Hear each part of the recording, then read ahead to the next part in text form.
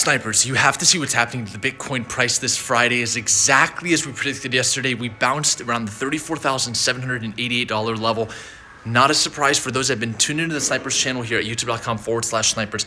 We've been the most accurate cryptocurrency channel on the internet, and I have a lot to talk about today heading into the weekend. This is where the markets are the most manipulated due to CME futures being closed. And so there's a lot to discuss. First and foremost, we have over $200 million of Bitcoin entering exchanges today and over $300 million of Ethereum entering exchanges, which means that there's most likely going to be an extremely volatile weekend. And as we always do here on the Snipers channel, I always give you guys the most accurate price levels for the earliest confirmation of the next move. And that's exactly what we're going to do today. But what I first want to discuss is with the move that we saw yesterday, we were able to avoid a bearish 3-day MACD crossover. And that's extremely positive here because I've been preaching this over the last few weeks that with Bitcoin down over 50% from its all-time high, it is not a bad time to be dollar cost averaging long-term spot positions into Bitcoin. And that was very clear yesterday with Bitcoin testing 34,788 as a major support level. We were able to see follow through and a bounce at that area. But does that mean that we're not going to come back down, maybe even see further lows? We're going to discuss that today. The S&P 500, I'll say, as a four-dimensional revolving part, is looking extremely well on the daily chart with a very nice bullish daily candle close. That's a very positive thing. And remember what I talked about when it comes to narratives, like the Ukraine and Russia narratives that have been put out there. I'm going to talk about my opinion on that. People have been asking me about that at the end of this video. But what I do want to say is Moscow's stock market has actually seen more fear-driven price action than what we saw in March of 2020, breaking those lows. And so could this certainly be a time like March of 2020 where Bitcoin was at $3,000 to $4,000 bottoming out before seeing a parabolic rally to the upside? Could this have caused this for Bitcoin to come back down to accumulation area where institutions have clearly been purchasing Bitcoin below 38,000 to now see continuation above 40,000, 50,000, 60,000, 70,000, and so forth to complete this bull cycle to the $150,000 and $250,000 level? A lot of that's going to have to do with what happens this weekend. And the next 48 hours are probably going to be more important for Bitcoin than any 48 hours over the last year. And what I'll also say is if we look at what's happening here to stocks during these types of wars, if we were to actually even see an all-out war play out, in the past, wars have not really affected the stock markets to just continue to see fear-driven price action to the downside. So what I mean by that is that once the war narratives move away, what else are people going to be talking about? Not much more, right? And then we go back to the fundamentals. And we know the fundamentals have been extremely strong for Bitcoin. So that tells me that with the technicals, they're probably going to be a lot more important than the fundamentals here over the next few weeks. And so let's get into the technicals as we are the best technical analysis on the internet. Smash the like button for the YouTube algorithm if you support our four-dimensional content that we've been posting on the Bitcoin price over the last 5 years, every single day. And I want to first start the video by addressing this large candle that formed yesterday on the daily chart. It's not really the candle symmetry that matters to me because we have an indecision candle, but what matters more is the type of volume that we saw. We saw more buy volume that we've seen for Bitcoin ever since the July 2021 crash where we bottomed out around 29,000 US dollars. We have not seen daily volume this large since that time. And that was a bottom for Bitcoin at one point. So the question is this also going to be a bottom for Bitcoin? Well, I think that a lot of this has to do with how the next few daily candles close.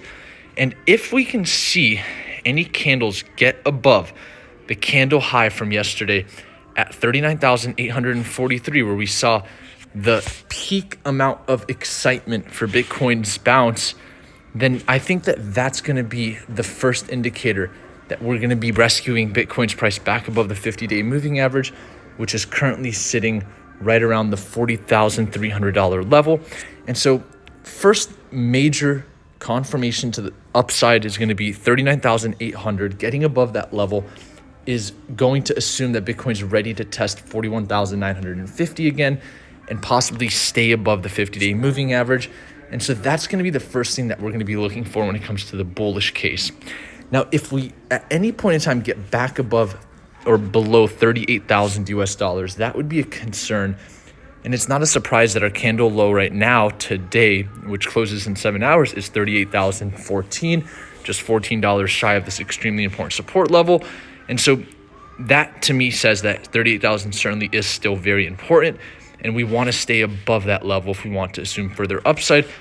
So far on the 6-hour chart, which is the institutional time frame, you can see we've only seen price action above the body of the major candle that formed the candle high from yesterday at that $39,843 level. And so with that being said, the fact that we're staying within that candle's wick so far is extremely bullish. And so I would say that there's more bullish puzzle pieces today on the table than bearish puzzle pieces, especially when we look at 4-dimensional revolving parts like the S&P 500 closing with a bullish bottom candle potentially here, just forming a lower low, which we were looking for, to now maybe see continued upside, where if we can finally get back above this monthly open, that would be the final confirmation we need that this could be the worst of the downside. I don't think we'll get that confirmation in the next 4 hours by the time that traditional markets close, but that's why the next 48 hours is going to be extremely important for Bitcoin, because it could be a leading indicator for what happens to traditional markets. And we've seen that before. We've actually seen Bitcoin lead traditional markets. Even in the March 2020 drop, Bitcoin was outperforming the S&P 500. And so that was a great leading indicator that the S&P 500 was also going to continue further up. And so it's just like the Russell 2000, right? Those are small caps and mid caps. A lot of people call it the canary in the coal mine to predict what's going to happen to the large caps. And so same aspect of that work with the cryptocurrency market. And so there are some very nice bullish puzzle pieces on the table. And I want to also mention that the Ethereum to US dollar pairing did see very nice volume. As a matter of fact, it looks like it was almost more volume than Bitcoin in a way. And I would say that we haven't seen that type of volume also since July of 2021. And so could that potentially have been a bottom? I think that that's certainly on the table. Now, with the Ethereum to Bitcoin chart, we are still heading towards the apex of this symmetrical triangle. The closer you get to the apex, the more likely that this scenario is going to play out, where we break to the downside. And it's funny because we've already broken to the upside from the symmetrical triangle, and we've failed by coming back inside of the symmetrical triangle. So now that we're at the apex, I think that the likelihood that we see the Ethereum to Bitcoin chart sell off even further is very high. And the reason that's important is because that shows that there is some fear in the market, but that doesn't necessarily mean it has to affect Bitcoin's price. We're seeing these large volatile swings with Bitcoin. And I'll tell you exactly why we're seeing these large volatile swings with Bitcoin. It's because of the fact that anytime we've gotten below 38,000 US dollars, we've seen institutions step in. It's very clear.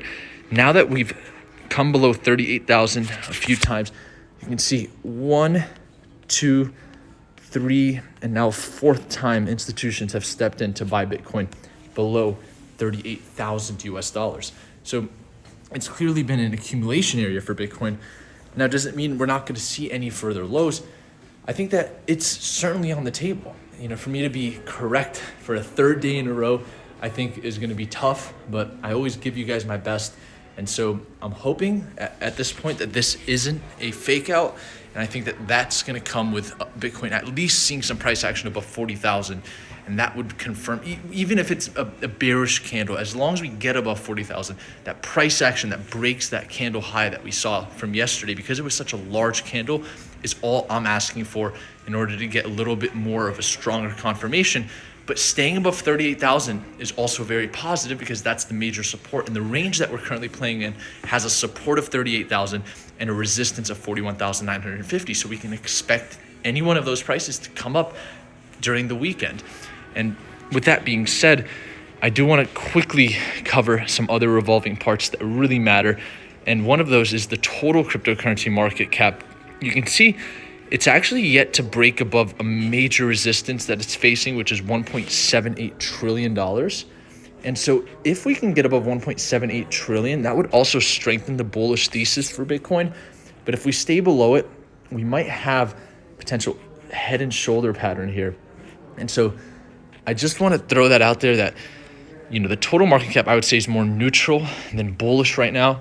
Bitcoin is certainly seeing more strength in the total market, and that's clearly shown here with this chart that factors in all of the coins outside of Ethereum starting to break down.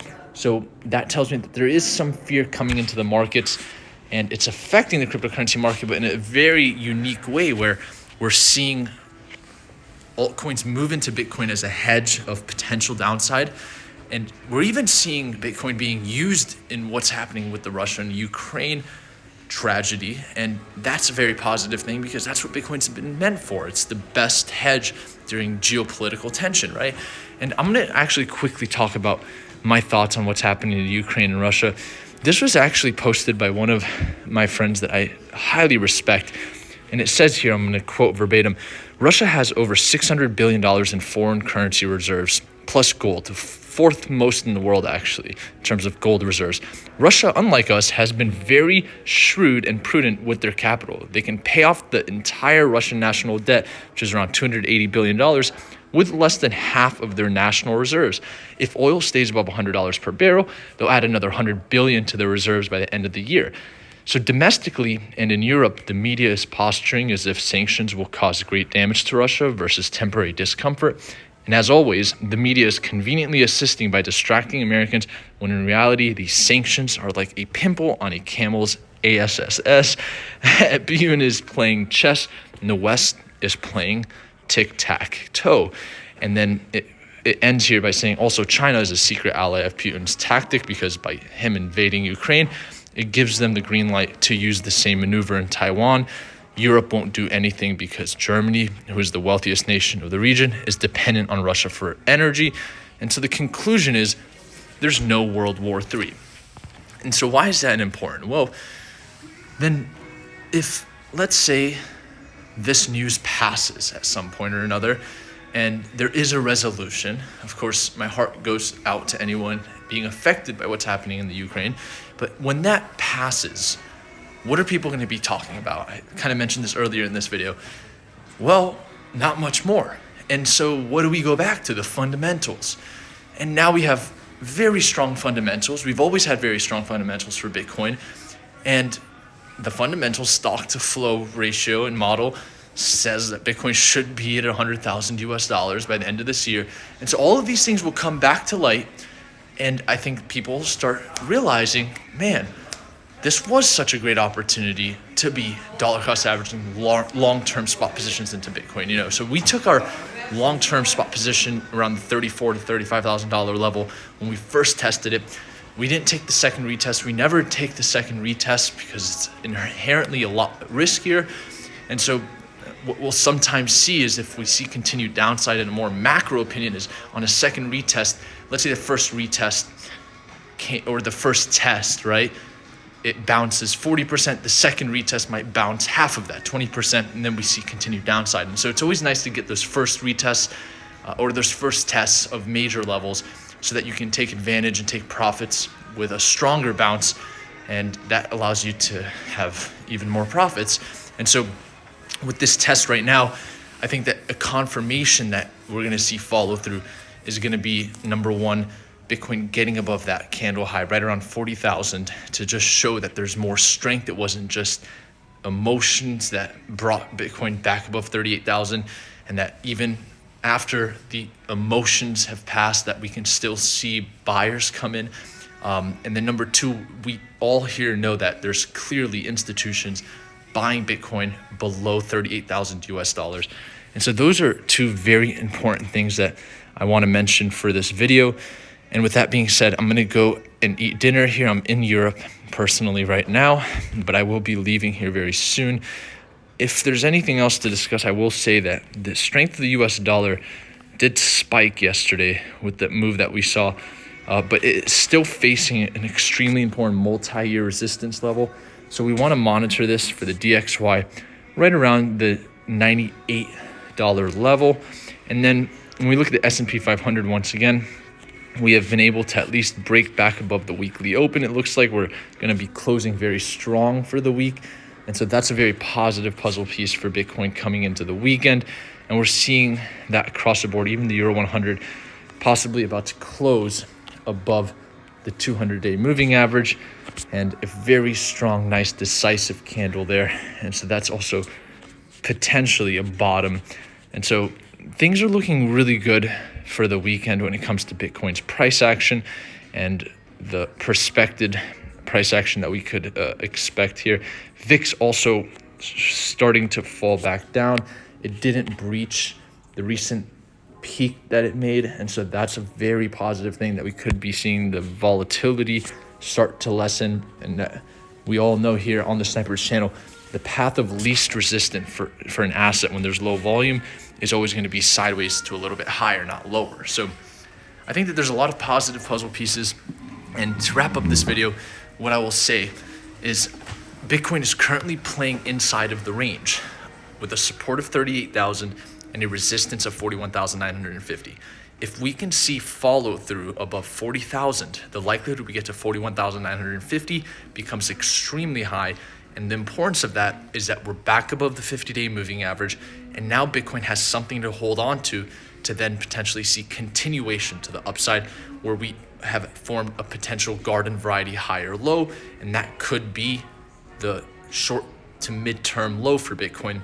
And then, of course, to confirm a more longer-term low, we're going to need a little bit more time to see if Bitcoin can see more decisive volume come in, more strength. But we're seeing what we need, which is strong institutional volume here, and that's not a surprise. And then when it comes to the revolving parts of the market, the S&P 500 finally has signs of a potential bottom heading into the weekend. We're going to have to be patient to see how Monday opens up, how next week plays out, how the news is going to structure these narratives. But just realize that we have to think ahead of everyone. And so if the news is talking about one thing, then think about what's the next thing they're going to be talking about. Could that be the end of what's happening right now? That's on the table. And lastly, I do want to wrap up and say my heart goes out to anyone being affected by the situation in the Ukraine. I'm right by the Ukraine. I'm in the Czech Republic right now, so I can certainly feel the emotions in the air. And so with that, thank you all for tuning into the Snipers channel today. Hope you enjoyed today's update. If you support this content, smash like button for the YouTube algorithm. And I will see you guys next time. Snipers.